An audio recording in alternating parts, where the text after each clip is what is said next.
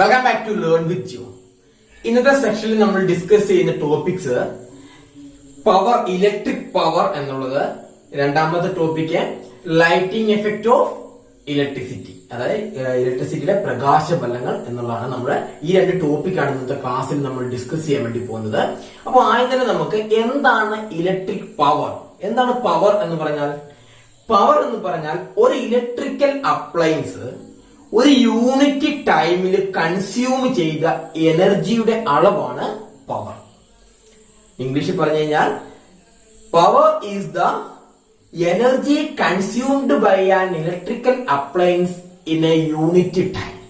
ഒരു യൂണിറ്റ് ടൈമില് ഒരു ഇലക്ട്രിക്കൽ അപ്ലയൻസസ് യൂട്ടിലൈസ് അല്ലെങ്കിൽ കൺസ്യൂം ചെയ്ത എനർജിയുടെ അളവാണ് പവർ.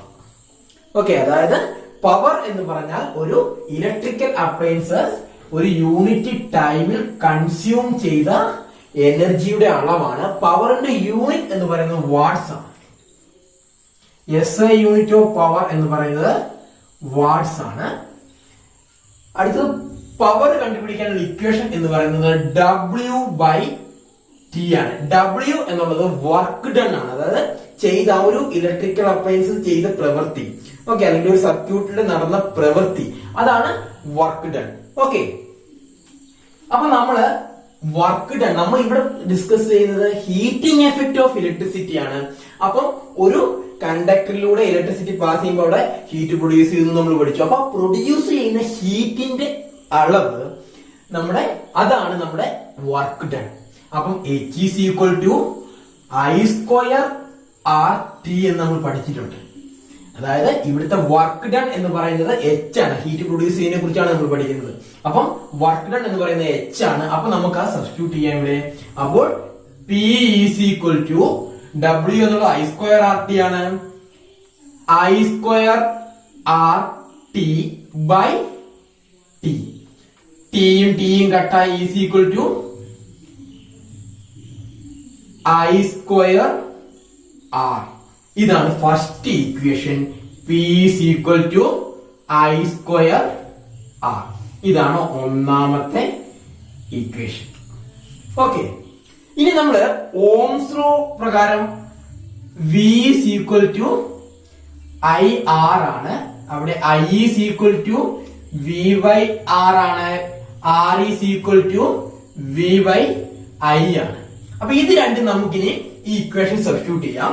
അപ്പോ P is equal to I² RT ആണ്. I is equal to V/R ആണ്. then V/R whole square into R divided by into R. അപ്പം R ന്റെ സ്ക്വയറും R കട്ടായി. then P is equal to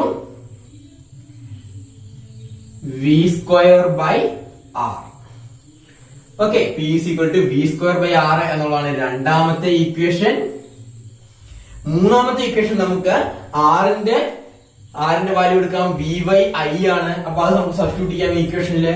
അപ്പോ P is equal to I² into V/I ആണ്. ഐയും I² കട്ടായി is equal to VI. അപ്പോൾ P is equal to VI. അപ്പൊ നമുക്ക് പവർ കണ്ടുപിടിക്കാനുള്ള 3 ഇക്വേഷൻ കിട്ടിക്കഴിഞ്ഞു. മൊത്തം 4 ഇക്വേഷൻ. ഒന്ന് W/T, work done by time. P is equal to I² R, P is equal to V²/R and P is equal to VI. ഈ 3 ഇക്വേഷനും പഠിച്ചു വെക്കുക. ഇത് വെച്ച് നമുക്ക് പ്രോബ്ലംസ് ചെയ്യാനുണ്ട്. അപ്പം നമ്മൾ ഡിസ്കസ് ചെയ്താൽ എന്താണ് ഇലക്ട്രിക് പവർ. ഇലക്ട്രിക് പവർ എന്ന് പറഞ്ഞാൽ ഒരു യൂണിറ്റ് ടൈമിൽ ഒരു ഇലക്ട്രിക്കൽ അപ്ലയൻസ് അല്ലെങ്കിൽ ഒരു ഇലക്ട്രിക്കൽ ഉപകരണം കൺസ്യൂം ചെയ്ത എനർജിയുടെ അളവാണ് പവർ. ഓക്കെ, അപ്പൊ പവറിന്റെ unit watts and kilowatts ആണ്. SI യൂണിറ്റ് ഓഫ് പവർ എന്ന് പറയുന്നത് വാട്ട്സ് ആണ്. അത് തന്നെ 3 ഇക്വേഷൻ നമ്മൾ പഠിച്ചു. P is equal to I² R and P is equal to V²/R and P is equal to VI. ഇത് 3 ഇക്വേഷനും വളരെ ഇമ്പോർട്ടന്റ് ആണ്. അതുകൊണ്ട് നിങ്ങൾ പഠിച്ചു വെക്കുക. ഇത് വെച്ച് നമുക്ക് പ്രോബ്ലം ചെയ്യാനുള്ളതാണ്. ഓക്കെ, അടുത്ത നമുക്കൊരു പ്രോബ്ലം ചെയ്ത് നോക്കാം. എങ്ങനെയാണ് പവർ കണ്ടുപിടിക്കുന്നതെങ്കിൽ പ്രോബ്ലത്തിലൂടെ നമുക്ക് നോക്കാം. നിങ്ങളുടെ പേജ് നമ്പർ ടെക്സ്റ്റ് ബുക്കിലെ പേജ് നമ്പർ 22 പ്രോബ്ലം ആണിത്. A current of 0.4 ampere flows through an electric bulb working at 230 volt. What is the power of the bulb? അതായത് ഒരു 0.4 ആംപിയർ ഒരു ബൾബിലൂടെ, ഒരു ഇലക്ട്രിക്കൽ ബൾബിലൂടെ പാസ് ചെയ്ത് പോവുകയാണ്. അതിന്റെ വോൾട്ടേജ് അഥവാ പൊട്ടൻഷ്യൽ ഡിഫറൻസ് എന്നത് 230 വോൾട്ട് ആണ്. ആ ബൾബിന്റെ പവർ എന്താണ്? ആ ബൾബ് ഒരു സെക്കൻഡ് അല്ലെങ്കിൽ ബൾബ് ഒരു യൂണിറ്റ് ടൈമില് കൺസ്യൂം ചെയ്യുന്ന എനർജിയുടെ അളവാണ് നമുക്ക് കണ്ടുപിടിക്കുന്നത്. Power of the bulb. നമുക്കറിയാം, നമ്മൾ പഠിച്ചിട്ടുണ്ട്. ഇവിടെ തന്നിരിക്കുന്ന കാര്യങ്ങൾ ആദ്യം നമ്മൾ എടുത്തെഴുതുക. ആദ്യം എന്താണ് തന്നിരിക്കുന്നത്? Current of 0.4 ampere. അപ്പം ഐ തന്നിട്ടുണ്ട്. I is equal to 0.4 ampere. അടുത്ത തന്നിരിക്കുന്നത് 230 വോൾട്ട്.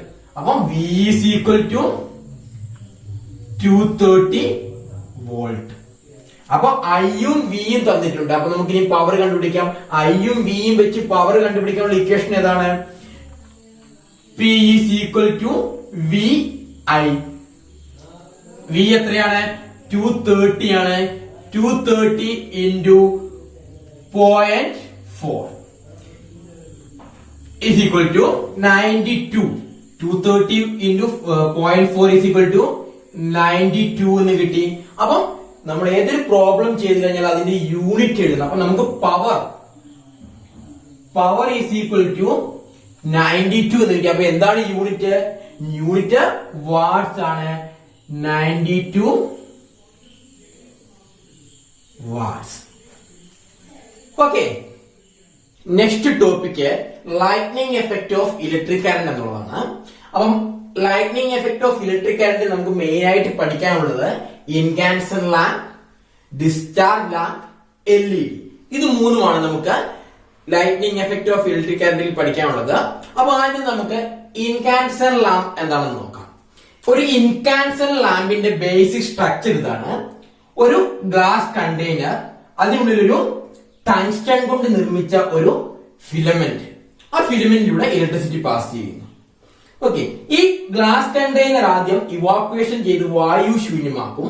അതിനുശേഷം നൈട്രജൻ അല്ലെങ്കിൽ നോബിൾ ഗ്യാസസ്, ഏതെങ്കിലും ഒരു നോബിൾ ഗ്യാസ്, ആർഗൺ പോലുള്ള അലസവാതകങ്ങൾ ചെറിയ പ്രഷറിൽ ഈ ഗ്ലാസ് കണ്ടെയ്നറിലേക്ക് ഫില്ല് ചെയ്യും. ഓക്കെ, അതിനുശേഷം ഈ ഒരു ടങ്സ്റ്റൺ ഫിലമെന്റിലൂടെ ഇലക്ട്രിസിറ്റി പാസ് ചെയ്യുന്ന സമയത്ത് ടങ്സ്റ്റണില് റെസിസ്റ്റൻസ് വളരെ ഹൈ ആയതുകൊണ്ട് അവിടെ ടങ്സ്റ്റൺ ചൂടാവുകയും ചുട്ടുപഴുത്ത് ടങ്സ്റ്റൺ വൈറ്റ് ലൈറ്റ്, ധവളപ്രകാശം പുറപ്പെടുവിക്കുകയും ചെയ്യുന്നു. ഓക്കെ, അപ്പം എങ്ങനെയാണ് ലൈറ്റ് ഒരു ഇൻകാൻസൻ ലാമ്പിൽ പ്രൊഡ്യൂസ് ചെയ്യുന്നത്? ടങ്സ്റ്റൺ ഫിലമെന്റിലൂടെ വൈദ്യുതി കടന്നു പോകുമ്പോൾ അല്ലെങ്കിൽ ഇലക്ട്രിസിറ്റി പാസ് ചെയ്തു പോകുന്ന സമയത്ത് ടങ്സ്റ്റന്റെ റെസിസ്റ്റൻസ് ഹൈ ആയതുകൊണ്ട് ടങ്സ്റ്റൺ ചുട്ടുപഴുക്കുകയും അവിടെ ധവളപ്രകാശം അഥവാ വൈറ്റ് ലൈറ്റ് പ്രൊഡ്യൂസ് ചെയ്യുകയും ചെയ്യുന്നു. ഓക്കെ, ഇതാണ് ഒരു ഇൻകാൻസൻ ലാമ്പിന്റെ മെക്കാനിസം. അതിനുശേഷം പറഞ്ഞു നമ്മൾ ഇതിനകത്തേക്ക് നോബിൾ ഗ്യാസ് അല്ലെങ്കിൽ നൈട്രജൻ ഇതിനകത്തേക്ക് ചെറിയ പ്രഷറിൽ ഫില്ല് ചെയ്യുന്നു എന്ന് പറഞ്ഞു.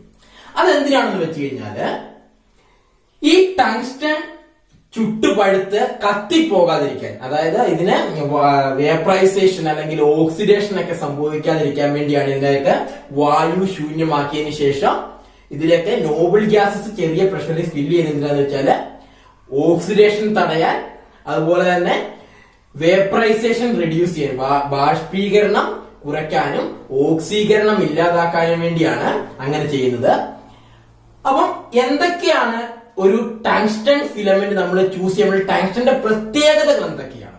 എന്തുകൊണ്ടാണ് ടങ്സ്റ്റൺ ചൂസ് ചെയ്യുന്നത്? ഒരു ഇൻകാൻസൻ ലാമ്പിന്റെ ഫിലമെന്റ് ഉണ്ടാക്കാൻ വേണ്ടി എന്തുകൊണ്ടാണ് ടങ്സ്റ്റൺ ചൂസ് ചെയ്യുന്നത്? അതിനുള്ള ടങ്സ്റ്റന്റെ ക്യാരക്ടറിസ്റ്റിക്സ് ആണ് high resistance. First characteristics high resistance. Second one high melting point ആണ്, അതുകൊണ്ട് തന്നെ പെട്ടെന്ന് ഉരുകി പോകില്ല, കത്തിപ്പോകില്ല. തേർഡ് വൺ ഹൈ ഡക്റ്റിലാണ്. ഡക്റ്റിലിറ്റി എന്ന് പറഞ്ഞാൽ ഒരു മെറ്റലിന് തിൻ വയേഴ്സ് ആവാനുള്ള കഴിവിനെയാണ് നമ്മൾ ഡക്റ്റിലിറ്റി എന്ന് പറയുന്നത്. അപ്പം ഹൈ ഡക്റ്റിലാണ്, നമുക്ക് നേർത്ത കമ്പികളാക്കി എടുക്കാൻ പറ്റും ഈ ടങ്സ്റ്റൺ. അത് തേർഡ് ക്യാരക്ടറിസ്റ്റിക്സ് അതാണ്. അടുത്തത് അതാണ് ഏറ്റവും ഇമ്പോർട്ടന്റ് ആയിട്ടുള്ള ക്യാരക്ടറിസ്റ്റിക്സ്, അതായത് ചുട്ടുപഴുത്ത് വൈറ്റ് ലൈറ്റ് പ്രൊഡ്യൂസ് ചെയ്യാനുള്ള ടങ്സ്റ്റന്റെ കഴിവ്. ഇത്രയും കാര്യങ്ങളാണ് നമ്മള് എന്തുകൊണ്ടാണ് ടങ്സ്റ്റൺ നമ്മളൊരു ഇൻകാൻസറന്റ് ലാമ്പിന്റെ ഫിലമെന്റ് ചൂസ് ചെയ്യാനുള്ള കാരണങ്ങൾ എന്തൊക്കെയെന്ന് ചോദിച്ചു കഴിഞ്ഞാൽ എഴുതേണ്ട ക്യാരക്ടറിസ്റ്റിക്സ് ആണ് ഇപ്പൊ പറഞ്ഞത്. അപ്പം നമുക്ക് ചിലപ്പോൾ ഇങ്ങനെ ഒരു ക്വസ്റ്റ്യൻ വന്നേക്കാം, ഹൈ റെസിസ്റ്റൻസ് ഉള്ള ഇതാണ് നിക്രോം, ഹൈ മെൽറ്റിംഗ് പോയിന്റ് ആണ്, ഹൈ ഡക്റ്റിലാണ്. എന്തുകൊണ്ടാണ് നിക്രോം ഒരു ഇൻകാൻസറന്റ് ലാമ്പിന്റെ ഫിലമെന്റ് ആയിട്ട് എന്തുകൊണ്ട് ചൂസ് ചെയ്യുന്നില്ല? അപ്പൊ അതിനുള്ള ഉത്തരം എന്ന് പറയുന്നത് ഇതിന്റെ ഫോർത്ത് ക്യാരക്ടറിസ്റ്റിക്സ് ആണ്, അതായത് ചുട്ടുപഴുത്ത് വൈറ്റ് ലൈറ്റ് പ്രൊഡ്യൂസ് ചെയ്യാനുള്ള ടങ്സ്റ്റന്റെ കഴിവ്. ആ ഒരു കഴിവ്, അതായത് ചുട്ടുപഴുത്ത് വൈറ്റ് ലൈറ്റ് പ്രൊഡ്യൂസ് ചെയ്യാനുള്ള കഴിവ് നിക്രോമിന് ഇല്ല. അതുകൊണ്ടാണ് നമ്മളിവിടെ ടങ്സ്റ്റൺ ചൂസ് ചെയ്യുന്നത് ഒരു ഇൻകാൻസറന്റ് ലാമ്പിന്റെ ഫിലമെന്റിന് വേണ്ടി. നമ്മൾ അതുകൊണ്ടാണ് ടങ്സ്റ്റൺ ചൂസ് ചെയ്യുന്നത്. അപ്പം ഇതിന്റെ മെക്കാനിസം നമ്മൾ പറഞ്ഞു, എന്തുകൊണ്ടാണ് അതിനകത്ത് നോബിൾ ഗ്യാസ് ഫിൽ ചെയ്യുന്നതെന്ന് പറഞ്ഞു, എന്തുകൊണ്ടാണ് ടങ്സ്റ്റൺ ചൂസ് ചെയ്തതെന്നും പറഞ്ഞു. അടുത്തായിട്ട് ഒരു ഇൻകാൻസറന്റ് ലാമ്പിന്റെ ഡിസഡ്വാൻറ്റേജസ് എന്തൊക്കെയാണെന്ന് നോക്കാം. മെയിൻ ഡിസഡ്വാൻറ്റേജ് എന്ന് പറയുന്നത്, ഒരു ഇൻകാൻസറന്റ് ലാമ്പ് വർക്ക് ചെയ്യുമ്പോൾ ലൈറ്റ് പ്രൊഡ്യൂസ് ചെയ്യുന്നതിന്റെ കൂടെ തന്നെ ഹീറ്റും കൂടെ പ്രൊഡ്യൂസ് ചെയ്യുന്നുണ്ട്. അപ്പൊ loss of energy in the form of heat, ഹീറ്റിന്റെ ഫോമിൽ നമുക്ക് ഒരുപാട് എനർജി നഷ്ടമായി പോകുന്നുണ്ട്. സെക്കൻഡ് ഡിസഡ്വാൻറ്റേജ് എന്ന് പറഞ്ഞു കഴിഞ്ഞാൽ ഈ ഇൻകാൻസറന്റ് ലാമ്പിന്റെ ലൈഫ് വളരെ കുറവാണ്, അതായത് നമുക്ക് അധികം ഈട് നിൽക്കില്ല. മൂന്നാമത്തത് എന്ന് പറയുന്നത് എഫിഷ്യൻസി വളരെ കുറവാണ്, അതായത് ചെറിയ വോൾട്ടേജിലൊന്നും ഇൻകാൻസറന്റ് ലാമ്പ് വർക്ക് ചെയ്യുന്നില്ല എന്നുള്ള കാര്യം നമുക്കറിയാം. അപ്പം അതുകൊണ്ട് ഇതിന്റെ എഫിഷ്യൻസി വളരെ കുറവാണ്. അപ്പം അതാണ് മൂന്നാമത്തെ ഡിസഡ്വാൻറ്റേജസ്. അപ്പം ഇതൊക്കെയാണ് ഈ ഒരു ഇൻകാൻസറന്റ് ലാമ്പിന്റെ disadvantages. Next one discharge lamps ആണ്. നമുക്ക് വളരെ ഫെമിലിയർ ആയ ഒരു ഡിസ്ചാർജ് ലാമ്പാണ് ഫ്ലൂറസെന്റ് ലാമ്പുകൾ, അതായത് ട്യൂബ് ലൈറ്റ് പോലുള്ള ഫ്ലൂറസെന്റ് ലാമ്പുകൾ നമുക്ക് വളരെ ഫെമിലിയർ ആണ്. അപ്പം അതിന്റെ വർക്കിംഗ് എങ്ങനെയാണെന്ന് നോക്കാം. ഈ ഫ്ലൂറസെന്റ് ലാമ്പുകളുടെ ഉള്ളിൽ ഫില്ല് ചെയ്തിരിക്കുന്നത് മെർക്കുറി ഗ്യാസ് ആണ്. മെർക്കുറി ഗ്യാസ് ആണ് ഈ ഫ്ലൂറസെന്റ് ലാംപ്സിന്റെ ഉള്ളിൽ ഫില്ല് ചെയ്തത്. അതുകൂടാതെ ആ ഗ്ലാസ് ട്യൂബിന്റെ ഇന്നർ സർഫസില് ഫ്ലൂറസെന്റ് ആയിട്ടുള്ള പദാർത്ഥങ്ങൾ, ഫ്ലൂറസെന്റ് പദാർത്ഥങ്ങൾ അഥവാ ഫ്ലൂറസെന്റ് മെറ്റീരിയൽസ് കോട്ട് ചെയ്തിട്ടുണ്ടാവും. ഫോസ്ഫറസ് ആണ് ഇവിടെ കോട്ട് ചെയ്തിട്ടുണ്ടാവും.